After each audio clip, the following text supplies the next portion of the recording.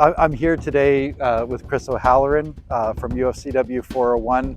Chris is giving a tour to me and our Secretary Treasurer, Karen Capri, to let us know about what's happening at Wapasu Lodge. We're out here seeing our members at the Wapasu Creek Lodge up in the Fort McMurray area. You'll see this is a Civeo lodge. One of the things that Civeo is trying to do right now is to get rid of our members. And they're playing these games to try and really force down wages of good, hardworking union members.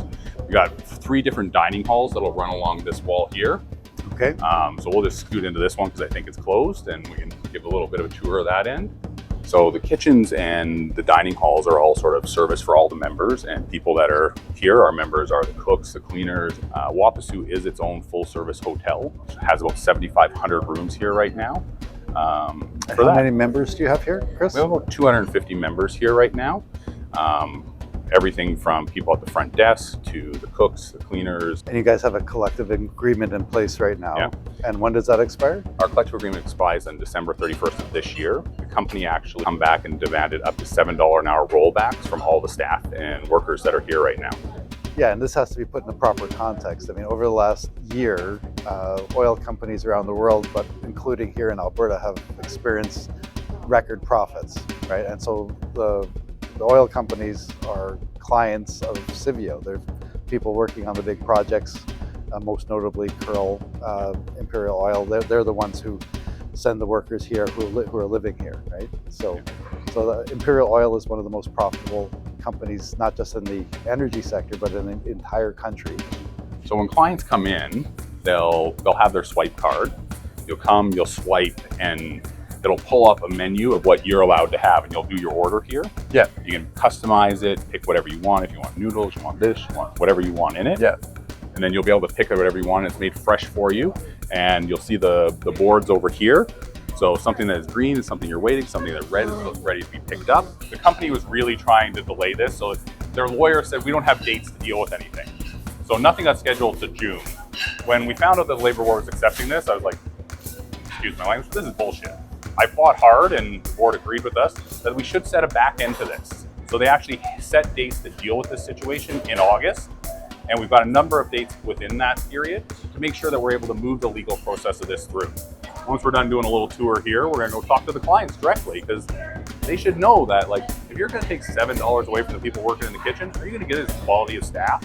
No, their food and what they're gonna receive is gonna suffer. You guys, right? So this notion of giving you a $7 an hour cut to your wage package at a time when you're making like $25, $30 an hour, a $7 wage cut is a huge, especially at a time of high inflation, right?